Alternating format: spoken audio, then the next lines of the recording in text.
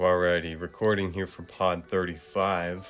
Somehow pod 32 became pod 35 because sports and reality happened, and I ended up talking about Alex Bregman, Aaron Rodgers, Pat McAfee show, and the horror show that is whatever the Frankenstein version of the NBA friggin' All-Star Weekend is these days, and let's not waste any more time on that. But we're going to be getting back into a page of Plato here, and we're continuing here with Plato's Phaedo, and so we are talking from 63D, and so I believe where we are is that, so let's just go through a few recent paragraphs to sort of situate ourselves. So let's just flip back to 62 really quickly.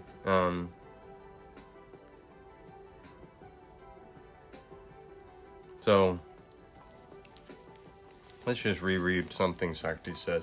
Well, he said, we must do our best, and you may yet hear one, and it may well astonish you if this subject alone of all things is simple, and it is never, as with anything else, better at certain times and for certain people to die than to live. And if this is so, you may well find it astonishing that those for whom it is better to die are wrong to help themselves, and that they must wait for someone else to benefit them. Cebes, lapsing into his own dialect, laughed quietly and said, Zeus knows it is. Indeed, said Socrates, it does seem unreasonable and put like that. Perhaps there's reason to it. There is the explanation that is put in the language of the mysteries, that we men are in a kind of prison, in that when one must not free oneself or run away. That seems to me an impressive doctrine and not one easy to understand fully.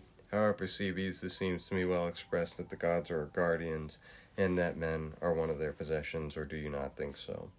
So, I think I mentioned last time that this is sort of an origin idea of something like a John Locke, well, why can't you kill yourself? Because fundamentally your life belongs to a higher power rather than to you yourself, in a similar sense to, like, is there any equality between, the laws and you, Socrates? Oh, of course not. There's no equality. So, it's a little interesting, though. So Socrates mentions the language of the mysteries, so sort of indulging in the mysteries, the language of the mysteries, whatever mysteries that we're talking about, and talking about, men are in a kind of prison that is the body. One must, even though you're that way, you must not free yourself or run away. He says this is impressive, but he doesn't understand it fully. So,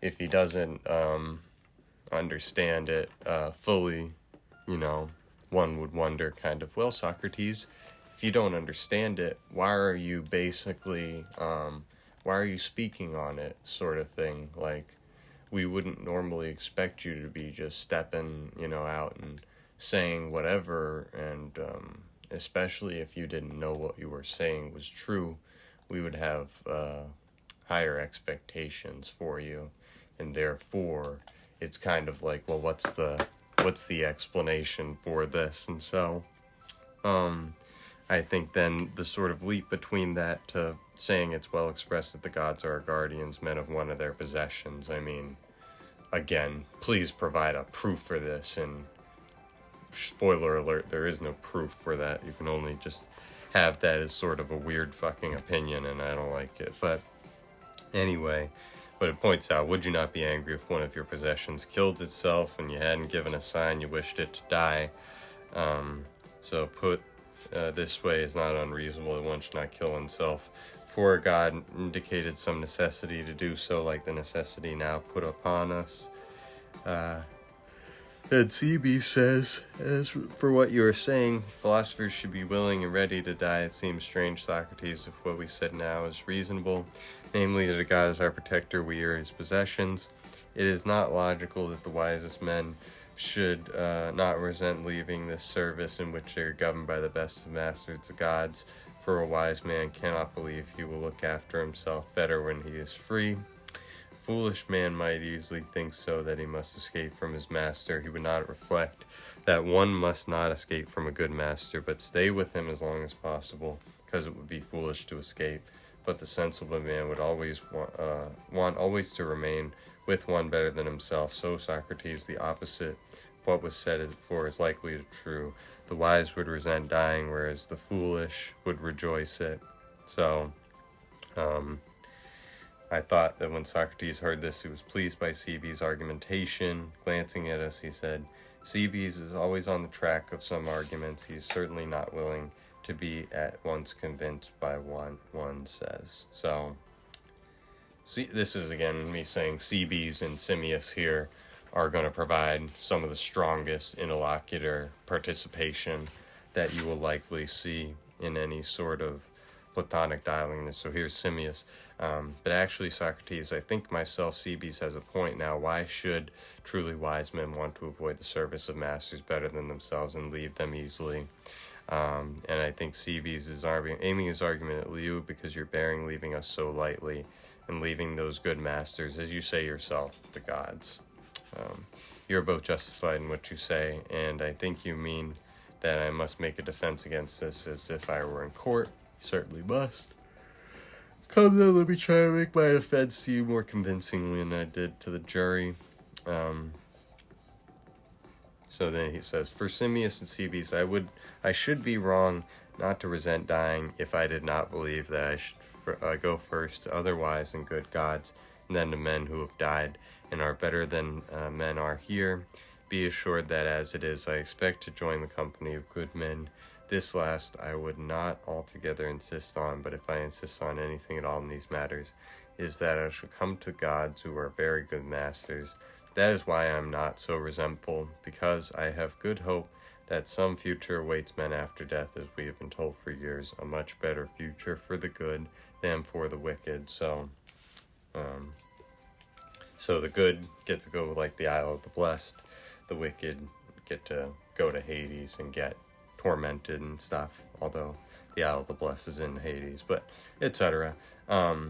So Socrates does say here, I'd be wrong not to resent it if I didn't believe that I am going to like a better place, essentially, and then that would point out to Socrates, what evidence do you have that you're actually going to that place beyond basically the intellectual arguments you're going to make here, which will essentially boil down to it would be better if it was so, which isn't really a demonstration that anything is actually the case in reality, but that's part of the problem, honestly, with Platonic philosophy overall, is that sort of misunderstanding. But again, to go back to some of the ideas that we've been going through, when Socrates said, that,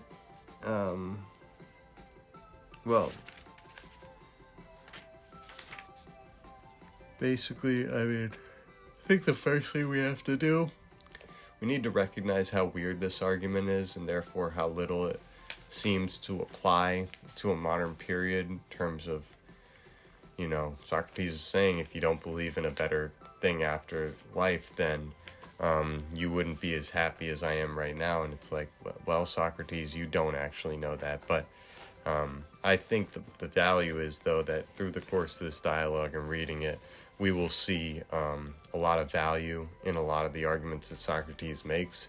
It's just, I don't know if they're all dispositive, but again, I do think this dialogue is very, very strong, so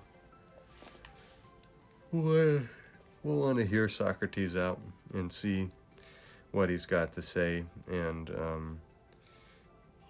he's got interlocutors that are going to challenge him, so there's at least that.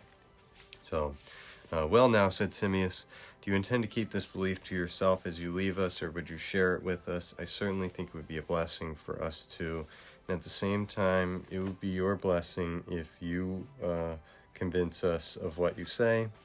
I'll try, he said, but first let us see what it is that Phaedo here has, I think, been wanting to say for quite a while. What else, Socrates, said Phaedo, but what the man who is to give you the poison has been telling me for some time, that I should warn you to talk as little as possible. People get heated when they talk, he says. One should not be heated when taking the poison. Those who do must sometimes drink it 2 or 3 times. Socrates replied, take no notice of him, only let him be prepared to administer it twice, or if necessary, 3 times. I was rather sure you would say that, Phaedo said, but he's been bothering me for some time. So, this is hilarious. I've never even seen this little detail here, but it's very funny because Socrates is about to have such an important argument. You saw the detail earlier in the last episode where he talked about, he swings his feet down and he remains in that position for the rest of the discussion. So, like, the fact that Phaedo is seemingly at the beginning of the conversation over on the side, looking anxious to say something, he finally says something to Socrates and he tells him, he's like, hey, the person who's going to give you the poison has been telling me for some time, you should talk less. Talk as little as possible. People get heated when they talk. You shouldn't be heated when taking the poison. You might have to take it multiple times.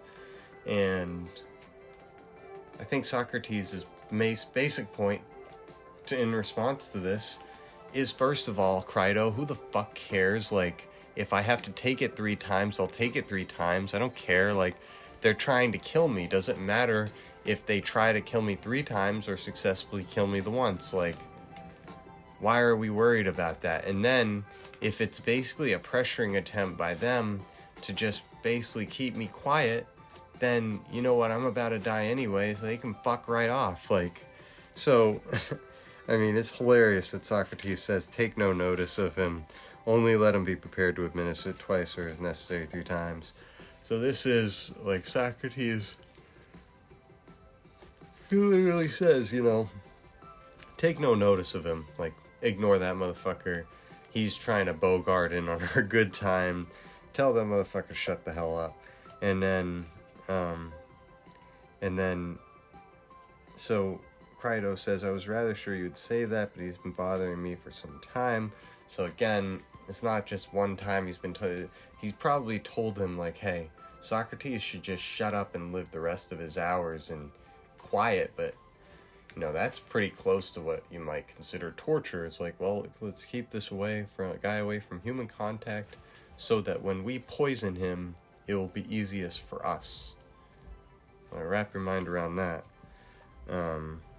So Socrates says, let him be, he said. I want to make my argument before you, my judges, as to why I think a good man, or a man who has truly spent his life in philosophy, is probably right to be of good cheer in the face of death, and to be very hopeful that after death he will attain the greatest blessings yonder. I will try and tell you, Simmes and Cebes, how this may be so. I am afraid that other people do not realize that one aim of those who practice philosophy in the proper manner is to practice for dying and death. Now, if this is true, it would be strange indeed if they were eager for all this all their lives, and then present it that they have wanted to practice for a long time comes upon them. So, really quickly, what Socrates is saying here is the sort of philosophical disposition of going willingly to your death when it's been ordered for you in sort of the circumstances that Socrates has had done to him. He's basically saying, if you're a philosopher, then at this last moment, that's not your time to start desperately pleading for yourself and taking the easy way out or the exile they offered you earlier, etc. You have to carry it through. So then Simmias laughed and said, by Zeus, Socrates, you made me laugh, though I was in no laughing mood just now. I think the majority, on hearing this, will think that it describes philosophers very well. Our people in Thebes would thoroughly disagree that philosophers are nearly dead, that the majority of men is well aware that they deserve to be Jesus. And they would be telling truth, Simmias, gosh, except for their being unaware.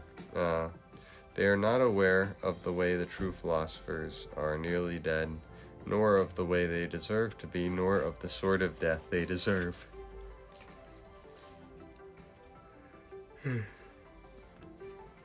But never mind them, he said. Let's talk among ourselves. Do we believe that there is such a thing as death? So, let's pause real quick, because I've got notes for the next paragraph, so we'll go there then. But so Socrates, never mind them, mentioning the majority of men again. I don't think Socrates cares Let's talk among ourselves. Is anything else, or is death, so they believe that it's a thing, is it anything else than the separation of the soul from the body? Do we believe that death is this, namely, that the body comes to be separated by itself apart from the soul, and that the soul comes to be separated by itself and apart from the body? Is death anything other than that? No, that's what it is, he said.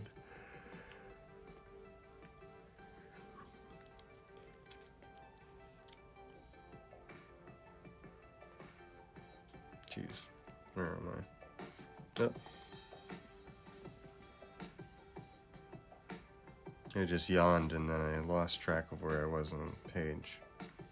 Alright, my fault. Is it anything other than separation of the soul of the body? Do we believe that death is this, namely, body comes to be separated itself apart from the soul comes to be separated by itself apart from the body? Is death anything other than that? No, that's what it is. Consider then, my good sir, whether you share my opinion, for this will lead us to a better knowledge of what we're investigating. Do you think it is the part of the philosopher to be concerned with so-called pleasures as those of food and drink? By no means. What about the pleasures of sex? Not at all. What of the other pleasures concerned with the service of the body? Do you think that such a man prizes them greatly, the acquisition of distinguished clothes and shoes, the other bodily adornments? Do you think he values those or despises them, except insofar as one cannot do without them? So, again, just anti-materialism, sort of anti-body sort of way of thinking about the mind-body dualism.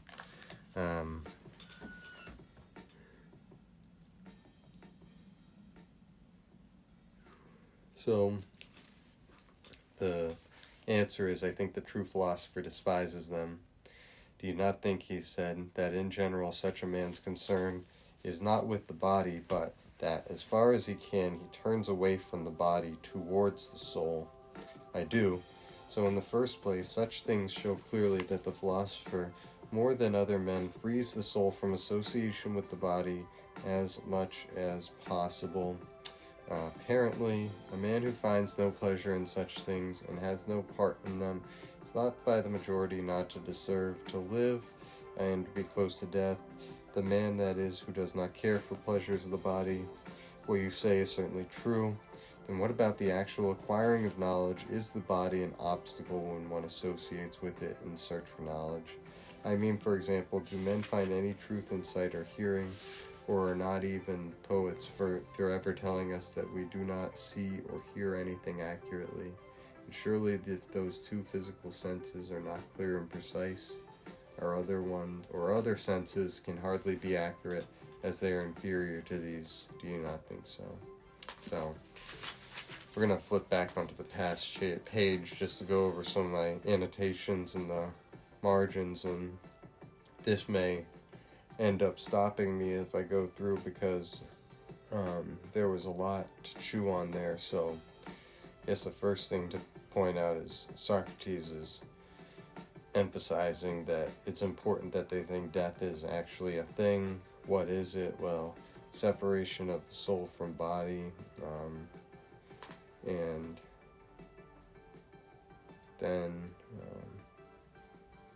then he says basically a philosopher is not going to be as associated with pleasure.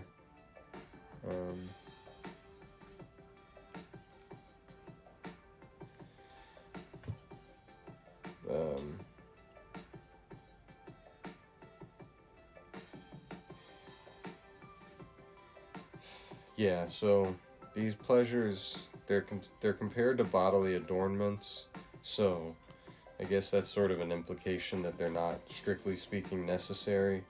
And then by Socrates starting to point out that when you're not concerned with the body, but you're concerned with your soul, that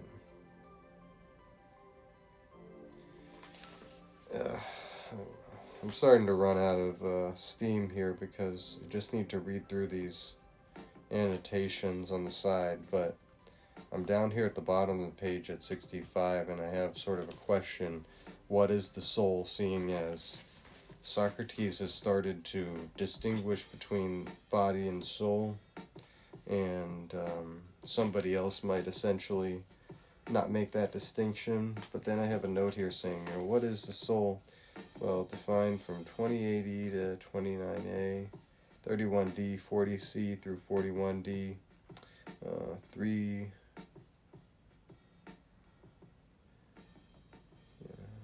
349C through D, 464A, 477,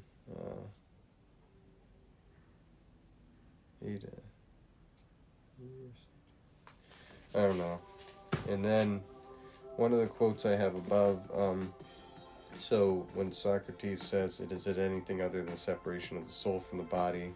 So we have body and soul. I have here a question. Could it be the extinguishing of the soul with the death of the body? In other words, the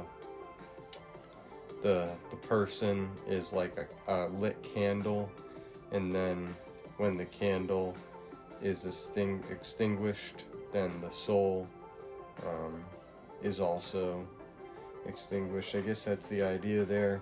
And I have a line pointing from the body and soul thing, so I have something up here. It says body-soul dualism. If they're distant both exist, or distinct and both exist, then the soul would continue to exist after physical death. However, if the soul does not continue to exist, then either body and soul are not distinct, or one does not exist, and the former is more likely than the latter. And then I have something over here that says, being in the world unto death. So a bit of a Heidegger sort of common point there. But yeah, we will continue to look for, we will continue to go through page of Plato next time, starting with, we'll just start with 65 next time.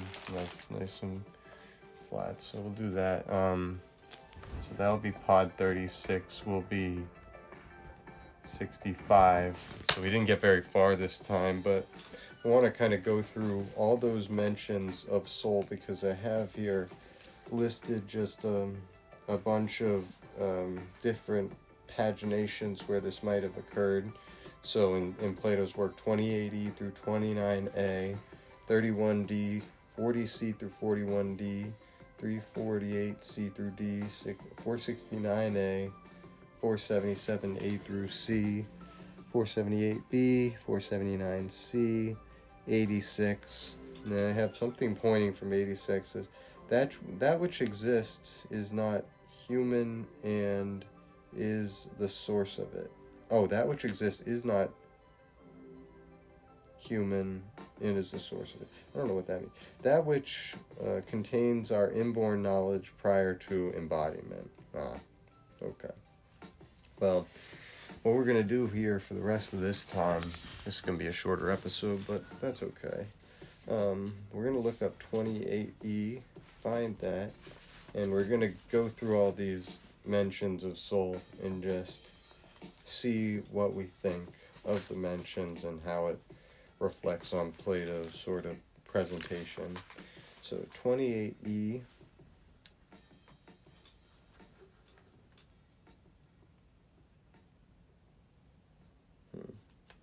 So 28E to 29A is Socrates is talking about his stationing concept back in Apology, and what's shameful is essentially deserting one's post or abandoning your station. Therefore, he had to examine himself and others. And I have that going through 29E as well. Yes, this is what's important. So then on the next page, he says, no one knows whether death may not be the greatest of all goods for people. They fear it as if they knew for certain it's the worst thing of all. Yet surely this is the blameworthy ignorance of thinking one knows what one doesn't know.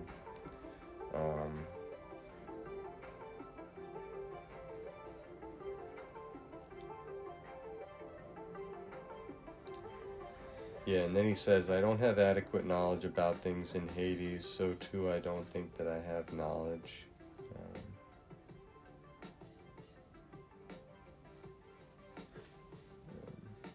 But, let's see. Yeah, so the important thing talking about soul is actually down here beyond 29D to E, where, and it's really 29E, so after he says, I'll obey the god rather than you, continue practicing philosophy, won't give it up.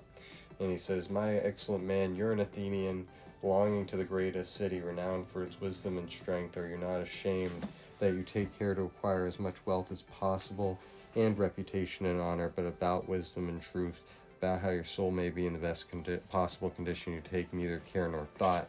So I think this is Socrates laying out so how your soul can be in the best possible condition. So he's not here he's not questioning whether the soul exists or not, or even defining it. He's just talking about putting it into the best possible condition. I would just say that's sort of an implication of its existence in the sense that a lot of what Socrates does is, like I said, he's overturning either traditional wisdom or things that are considered like either easy to understand or easily understood when they're not really. And Socrates is pointing out that a lot of people essentially, because they're misguided, they seek out for things like wealth, reputation, honor, but they ignore wisdom and truth. So, like, what is wisdom? It just seems kind of nebulous, and then I think that lends the sort of support to the soul idea of a sort of nebulous concept that is almost a negation, where you look at a lot of people and you say like, oh, well, they're doing this for this reason, this, that, and the other. And then ultimately it's kind of providing an object for you to reflect on and say, well, those things then affect that, the object that is the soul sort of thing. So, but that's just one place where I think Socrates is just sort of pointing out that, this dialogue's so long I'm going to lose track. I need to keep my bookmark.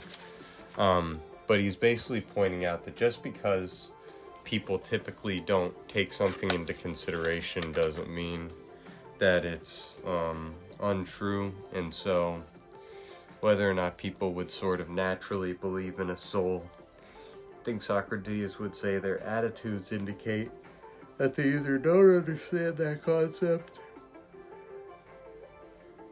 or they understand it and they're just sort of, I guess, abusing it or whatever. But Socrates would basically be like, well, why are you abusing yourself? That doesn't make much sense. And again, it's kind of the point that when you think about it as, oh, the soul exists and there's, something that actually happens to you when you make all these physical decisions, and so your decisions don't just, go away. They become part of you in terms of your history, etc. I also have marked here 31D as a soul quote because that is Socrates talking about his divine and daimonic thing coming to him, the thing Miletus made mocking allusion to in the indictment, began happening to him, child. The sort of voice comes that which began happening to me, child. That voice comes, which when it does come, always holds me back, never urges me forward. So again, the hearing of voices is another aspect of just kind of the proof of the existence of the soul, just in the sense that if a soul or some similar concept didn't exist, then it would essentially raise the question of why people hear voices that aren't essentially physically real. In a material sense, the voice in your head is not real, but try convincing the quote-unquote crazy person of that. To them, it's just as real as anything else. And so that's sort of an important thing that I think is lending into Socrates' definition of the soul, is he has to take account for matters like that. Then I said 40C through 41D. So 40C, so he mentions that his sign hasn't given him a sign that he's doing something wrong, and then he starts talking about a strong reason for hoping that death may be something good. Says it's either nothing or we're going to another place, and there's the transmigration. Says if there's no awareness, if it's like sleep, it would be an amazing advantage. So kind of noting the fact that even though in Phaedo it seems like Socrates would seemingly be freaking out about that sort of matter, I don't know if he's really always going to freak out like that.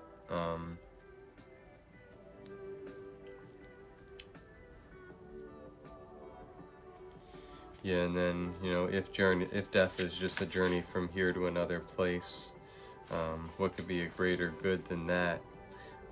So, just saying basically that what this means is, even though Socrates is acknowledging it might be possible that the soul won't exist anymore, he certainly expects it to continue to exist, and that he will be able to be in contact with it. And so that's that for the 41D section. And then have to flip a bunch forward, I guess, to something probably in Republic 340, unless it's somewhere else. No, it's in Republic. What am I looking for here? 348C or 346C. Let's figure out which one of those that is. Hmm.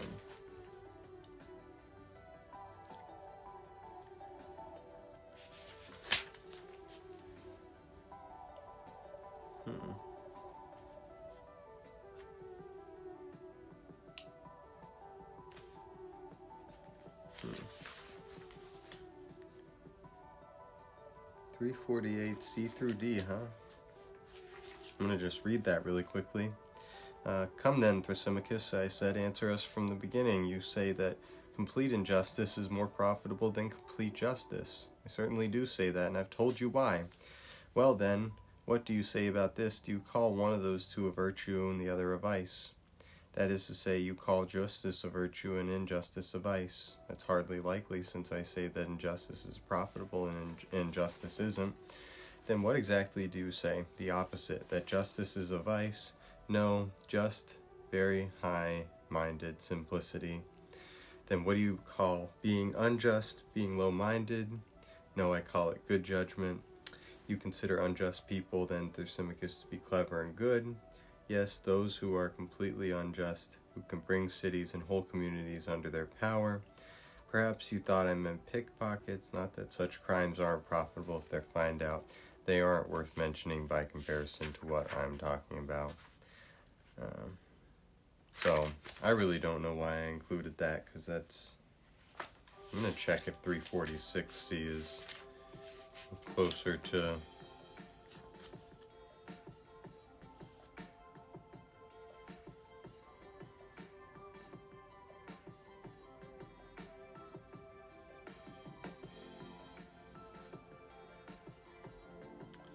Yeah, I don't really...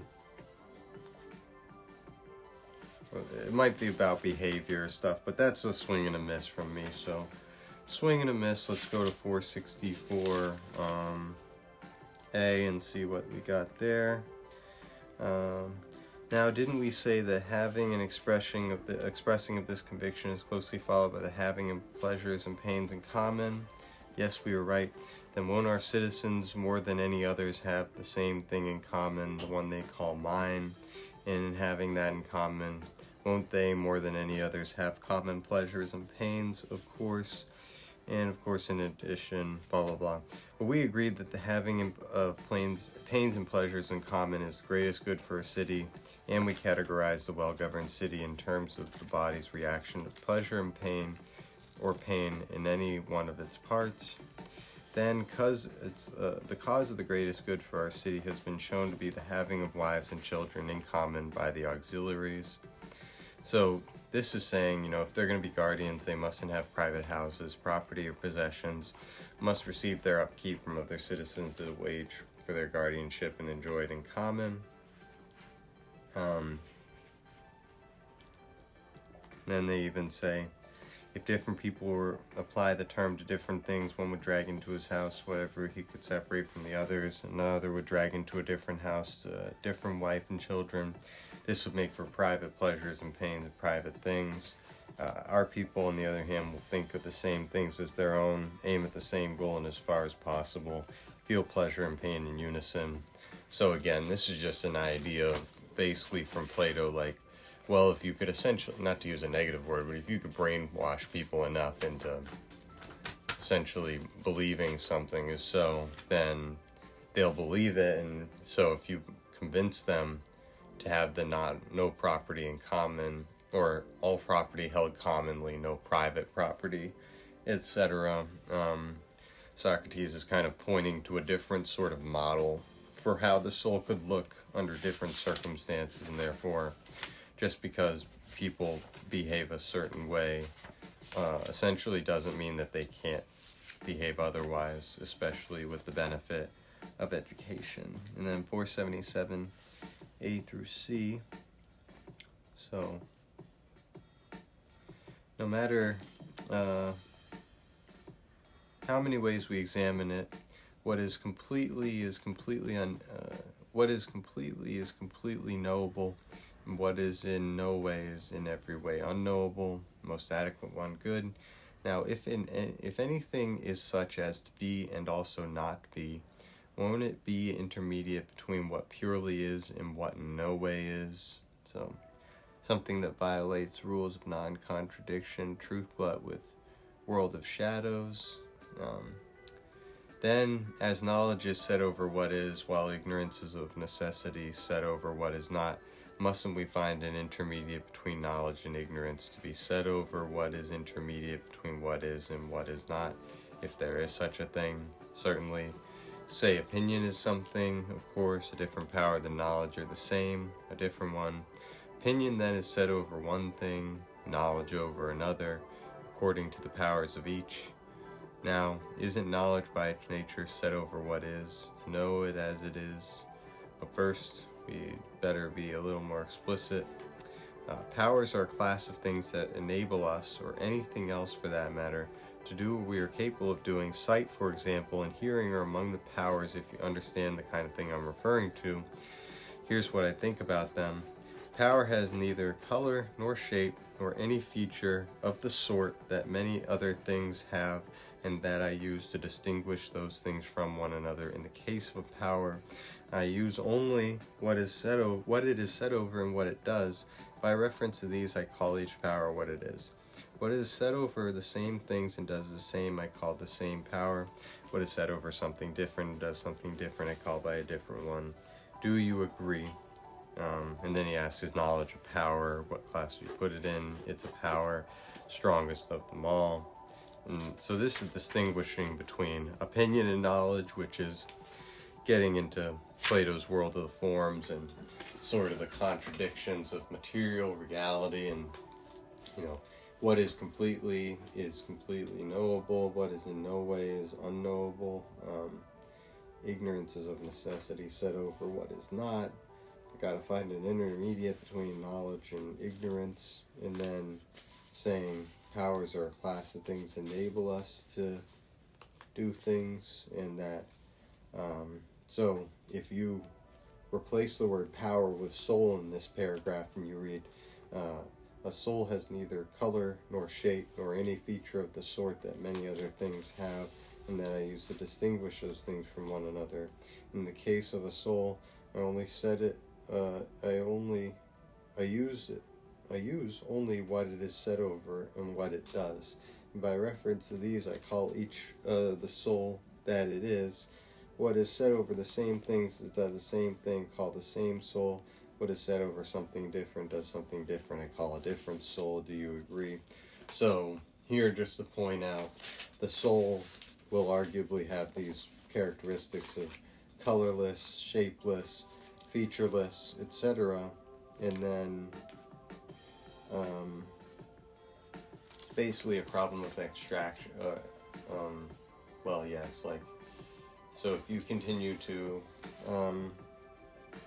extract the various components of something, you'll essentially destroy that thing. There's kind of no void. So again, what this sort of implies is that the soul is something that is explanatorily useful to understand. But again, we can think of the soul as colorless, this, that, and the other. But if sort of the other side of the argument, which will emerge over the course of the dialogue, is correct, then the soul literally is the body, and therefore it's not just sort of a separate thing. And I think that would just have big implications on Plato's overall systems of ethics and stuff. And so, let's see, 478b as well.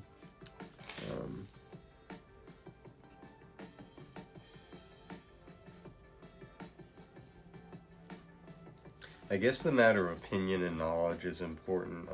I'm kind of seeing that I'm going over this, but I guess it would say that knowledge belongs to sort of light, and an opinion belongs to ignorance or darkness. But the idea being that people in the Platonic sense have to share knowledge in common. Nobody has special knowledge, really. Everybody has the knowledge that you gain through logical analysis. Therefore, sort of the difference between your soul and everyone else's soul is the content of your opinions.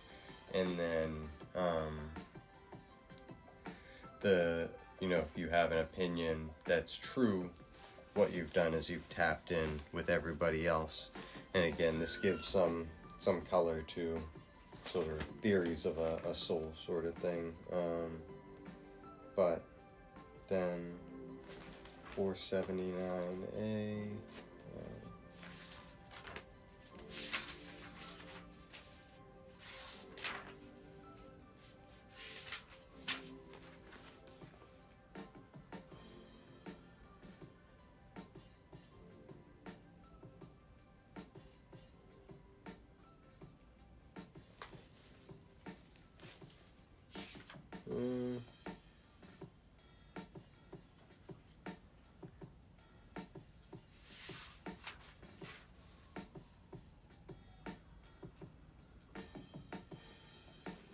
Yeah, I don't even want to go over that too much, so let's try to go to 86 real quick and then see if we can, because the things I have written here, that which exists is not human and is the source of it, that which explains our inborn knowledge prior to embodiment, which I just mentioned. So let's just flip open to 86 really quickly here.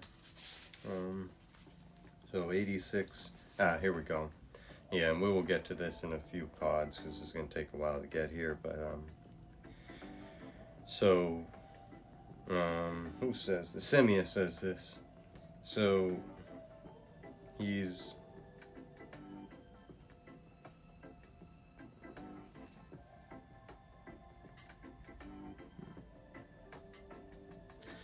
so they're trying to put their opinions on a strong foundation, and Simmias says, in this way, as it seems to me, one might make the same argument about harmony, lyre, and strings, that a harmony is something invisible without body, beautiful and divine in the attuned lyre, whereas the lyre itself and its strings are physical, bodily, composite, earthy, and akin to what is mortal.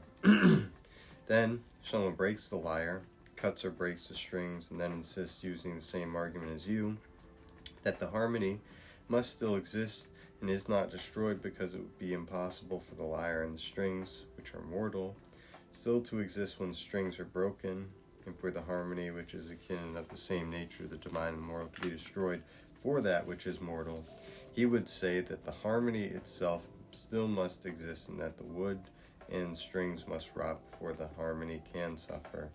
And indeed, Socrates, I think you must have this in mind, that we really do suppose the soul to be something of this kind, as the body is stretched and held together by the hot and cold, the dry and moist, and other such things.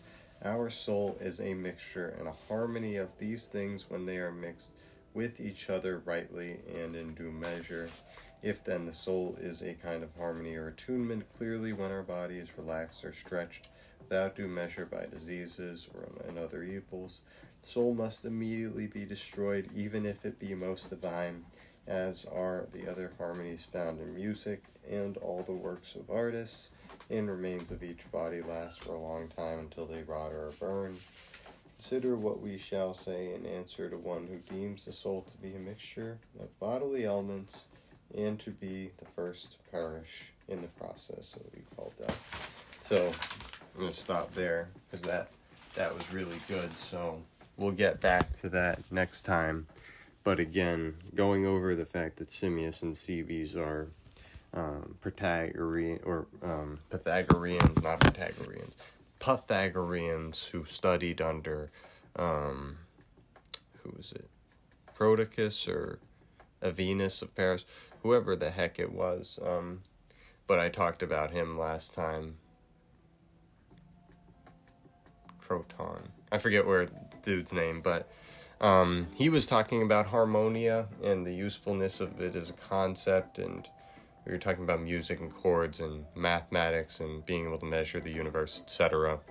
And so here you've got some of the Pythagoreans essentially articulating a really strong theory that I would say is essentially my theory, and as far as the opinion I've seen expressed, which seems to me to best describe what the soul is, meaning the soul is analogous to the sort of and harmony is sort of an interesting word, but it's essentially what we're talking about, to put it in more English, is let's say you've got a string instrument. You know, the string instrument has material components, wood, strings, whatever the string's material is, metal pieces to screw things into place, etc. But clearly and this is going into a sort of Aristotle's fourfold cause analysis, but clearly the material conditions are not sufficient for harmony. What's sufficient for harmony is material circumstances arranged in a certain way, such as to have a certain relation to one another, such that the tension between the 2 points of, the string that's strung between the one point on the instrument and the other, and the noise comes from the plucking of that string, which, because of the length of materials, etc., will come out as a certain sound. And so whether you're talking about that, or whether you're talking about, a piano where you press down on a key and then bang, a hammer strikes a string in the back of the piano, you've got something similar where it's like, well, clearly me pressing down on this fake piece of ivory or real ivory is not, it's not the going down of that key that causes the sound. It's the fact that it's connected to the thing that strikes the key that makes the sound, and the sound comes about because the striking causes the object to vibrate at a certain frequency, and then you hear it. And I may have butchered the science of that, and I frankly don't care, but that's just to say that when we're sort of trying to simplify and think about this, the big argument that's going to be on trial in Plato's Phaedo is precisely the argument that the soul is essentially exactly what Simmias said. It's the tension between all the parts. So to put this in sort of a modern way of understanding this theory, with our greater understanding these days of, let's say, the various bodily systems, whether we're talking about, we're talking about the cardiovascular system, your respiratory system, your digestive system, your this system, your that system, your nerves, like all these things are different components, materially based on the material part of the body that we're discussing at that point. And what you would say is, for example, you wouldn't say that somebody is their digestive system. That would be oversimplifying and frankly stupid. But then if somebody were to come to you and they were to tell you, hey, like, the food that you eat is not just coincidental, it keeps you going, etc. Oh, the microbiome that's created within your gut has so many effects on this, that, and the other thing that actually you need to take it much more seriously and treat it such that you understand its importance relative to the system. And then I think one thing that is bodily that's interesting is you usually notice these systems most when they are failing. So, for example, your heart's working fine, you don't really notice it until you're having an arrhythmia or an issue, or you're, not to be rude, but you're fat, and so your heart is struggling to keep up because it's like, I didn't know this racehorse was going to be this big, and I didn't know I was going to have to beat this number of times this hard to keep this person running, because your heart is literally just a pump that pumps blood through your body to get oxygen all over the place, all these things. But what I'm trying to argue myself here is that when you take these systems holistically and you say that all the systems in tandem with one another, and this goes to this idea even with your senses, it's like, oh, we have 5 senses, but really you don't have 5 senses, you actually have more, because the combination of senses is usually what actually triggers something. You may smell something and your smell alone will indicate it to you, but the smell will become even sharper when you see it. And that's the systems working together. Or, your smelling having a lot to do with your tasting. It's all olfactory. It's similar systems, etc. But so think about it this way then. Somebody who, let's say, they have a heart problem, and this is not to pick on anyone because a lot of people have heart problems, and to judge somebody for having heart problems is, problematic.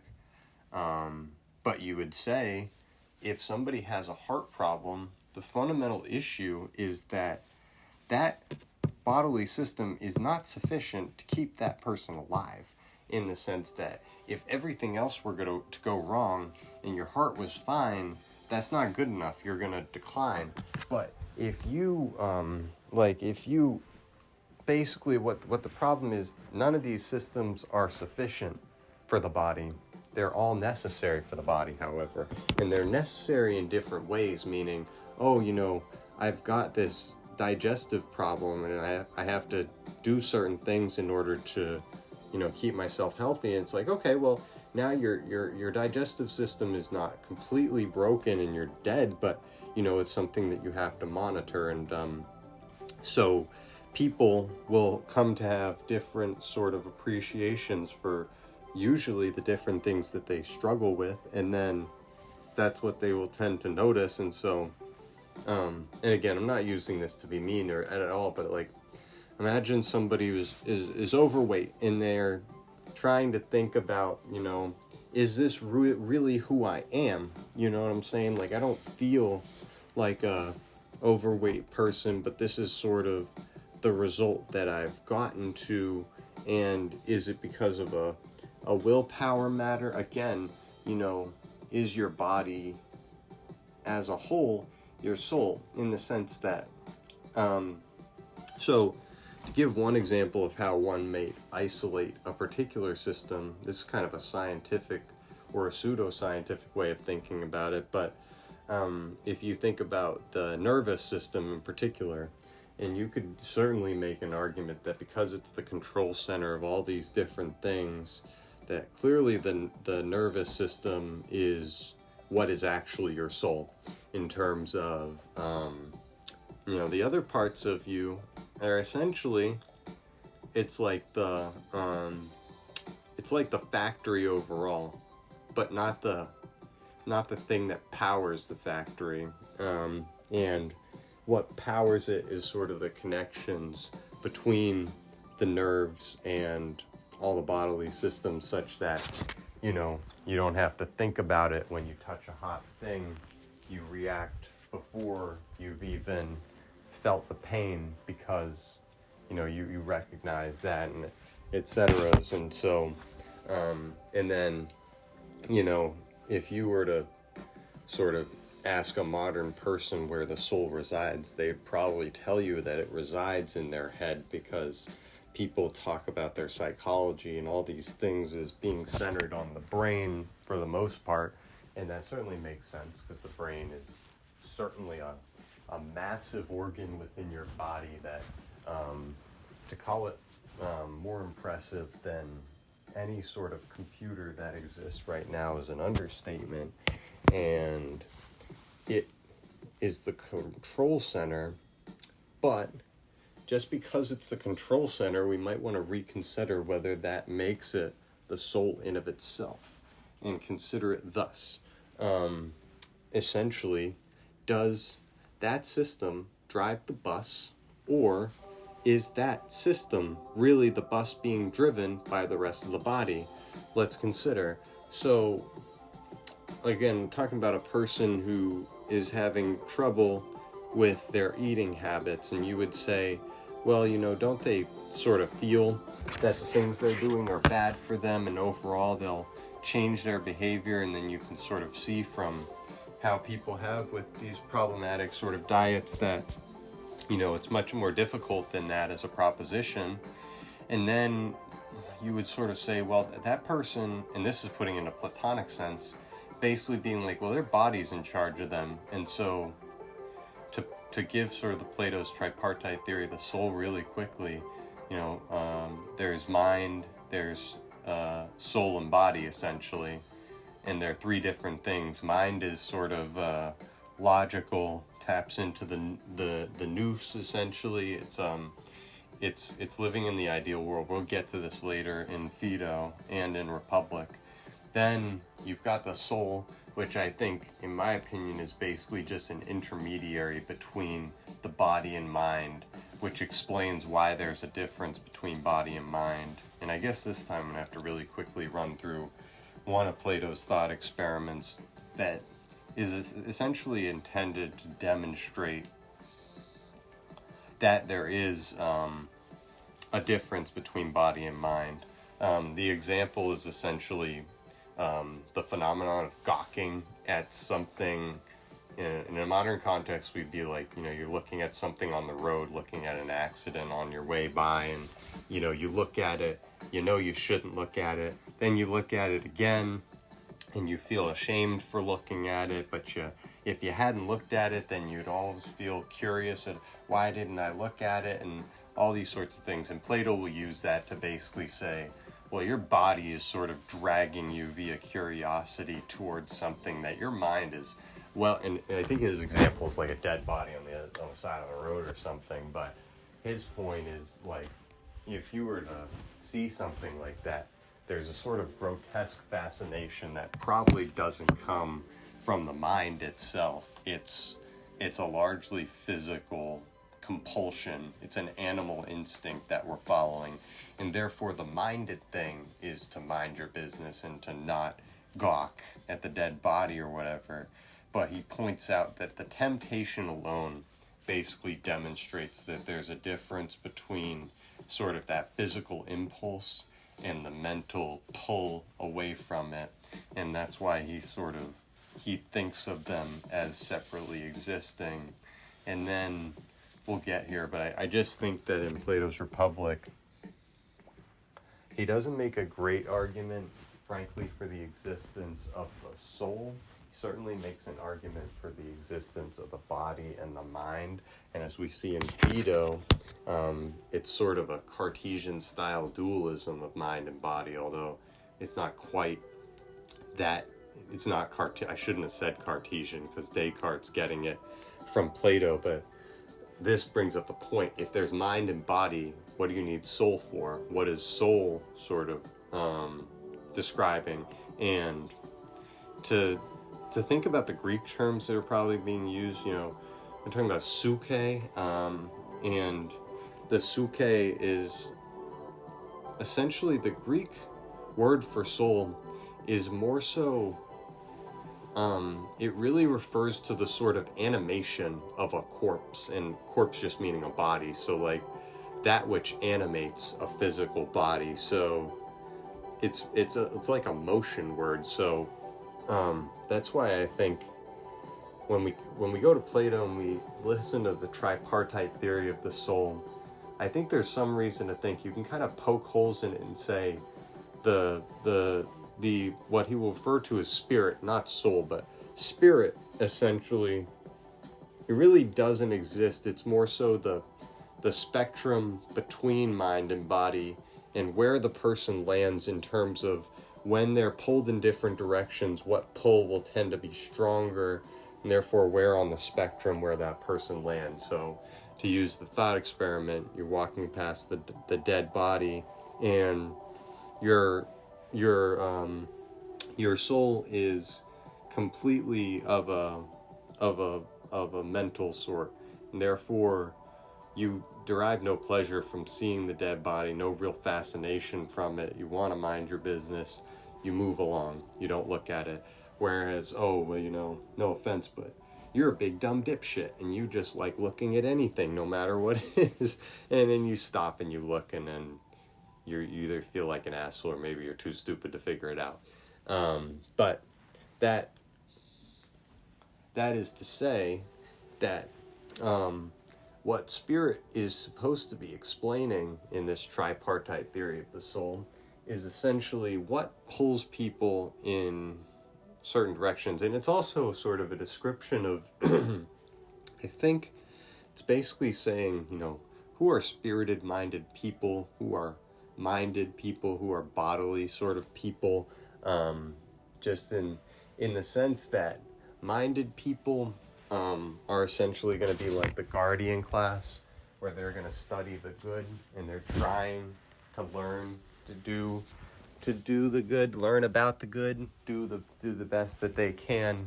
And then within the Platonic Republic scheme, the auxiliaries then enforce the rule of the guardians and just sort of execute the law sort of thing.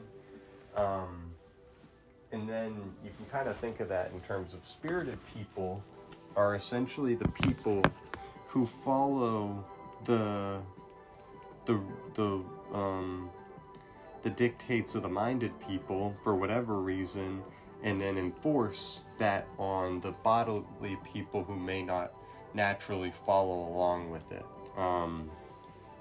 And I may be getting a little far afield here, but essentially think of a spirited person as somebody who is very passionate, although you would drill down with them and realize they're passionate for essentially no reason. They're just passionate. And then passion would actually be sort of an implication of more of the bodily style thinking, but I guess the example would be essentially if you had and to use this is maybe problematic, but if you just have a soldier who's just like almost so brave that he's almost crazy, and they go out and they do all these various things, and nobody else is able to do it like them because they're able to sort of put out of their mind the rational thinking of why is it that I'm doing what I'm doing, and also to put out of their mind sort of the bodily considerations of am I comfortable, etc., and to just be able to thrive in the most difficult of situations, and just understand that the point is not even doing the right thing. It's just competitive. It's just trying to do well, excel, and win within that thing. So that would, I guess, like sort of explain what spirited people are in terms of, right, it's usually like those people who what you would say of them is like, it's the people who come up with chants in crowd situations, the first few people coming up with the chant, kind of leading the chant, making the chant have a lot of noise to it, but they're not sort of the body of the sort of mass of people that then join in, add their voices to it, and make it really loud, or the person who, comes up with the ideas of what the chant's actually based on. And I know I'm sort of making fun of religious people who go in common places and chant together and stuff, but that is sort of part of what I'm thinking is, you're sitting in a Catholic church and you're listening to the priest chant, or you're chanting, and then you kind of wonder, what in the hell is it that any of us are actually doing here? Why are we chanting, etc., etc., etc.? But I've gotten kind of far afield, but my basic point is, I think when we go through it, we're going to see that spirit is essentially just meant to be sort of an intermediary between two things that really are supposed to exist, mind and body. And therefore, I just think there's an argument to be made again that, and then again, what is mind? From a modern perspective, you would say mind is body, because mind is just, again, it's relatively analogous to the nervous system. But, again, I just think there's more to it than that, because I think the holistic experience of the human being in terms of, you don't just experience life as a thinking being, or a being who's got a cardiovascular system and an endocrine system and a this system and a that system and a digestive system. It's all of those things coming together to, like I said, form a harmony of sorts. And I think what's interesting when we get back to Phaedo and get farther into it is just going to be the degree to which Socrates really succeeds in convincing you of something that frankly sounds utterly crazy, unintuitive, but will demonstrate itself to have a lot of logical force. And so as we go through, again, we're not going to just accept anything Socrates says, but we want to listen through and see if there's strength to these arguments, because again, I generally will sit in more of a Simmias or Cebes sort of opinion position, but then it's my experience from reading these dialogues that I tend to be convinced by the reasoning of almost anything Socrates says. And so I'm interested to see, basically, will this hold up if point for point I sort of if point for point I can go through and say, well, this actually now makes sense, etc. And obviously, though, Plato's best arguments for why he thinks the soul exists and all these different things is actually, I think, more strongly made in the Meno, which is a dialogue about virtue that's actually a big epistemology dialogue. But within his epistemology, what Plato argues is that knowledge is essentially out there in the world. It exists to be recollected, and therefore the soul must exist prior to embodiment, because otherwise we would have the Meno problem of recognition of knowledge. And that's a very strong argument that I've never been able to properly refute. So next time we will continue to go through that material, but this time this was podcast whatever the frig number this was, and thanks.